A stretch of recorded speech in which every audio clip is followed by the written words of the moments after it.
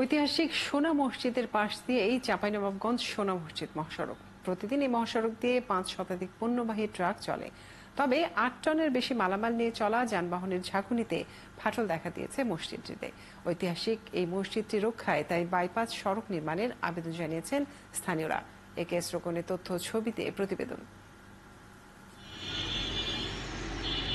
চাঁপাইনবাবগঞ্জের শিবগঞ্জ উপজেলার পিরোজপুর মৌজায় কালের সাক্ষী হয়ে দাঁড়িয়ে আছে সুলতানি আমলের স্থাপত্য সোনা মসজিদ। ঐতিহাসিক এই নিদর্শনে দেখা দিয়েছে অসংখ্য ফাটল। এই মসজিদের পাশ দিয়ে গেছে চাঁপাইনবাবগঞ্জ সোনা মসজিদ মহাসড়ক। আর এই মহাসড়কে পণ্যবাহী ভারী ট্রাক চলাচলের সময় কেঁপে ওঠে মসজিদটি। এতেই ফাটল দেখা দেয় বলে জানান স্থানীয়রা।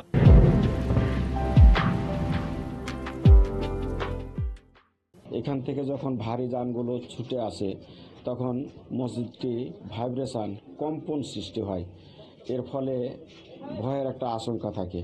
মসজিদটা ঝাঁকুনি পড়ছে এবং আমাদের অনেক সমস্যা বোধ হচ্ছে। মহাসড়কে বাইপাস নির্মাণের মাধ্যমে ঐতিহাসিক এই প্রত্ন নিদর্শন রক্ষা করা সম্ভব বলে মনে করেন সংশ্লিষ্টরা। এই সোনা মসজিদ আমরা রাস্তাটা আমরা বাইপাস দিয়ে যদি পাই তো আমাদের সোনা মসজিদটা আমার নিরাপদ থাকবে, এটা আমাদের জন্য এখন ভালো হবে। মসজিদটি ঝুঁকিপূর্ণ আছে, এখানে যদি মসজিদটি ধ্বংস হয় তাহলে বিভিন্ন জেলার মানুষ যারা আসে তারা এতে বঞ্চিত হয়ে যাবে।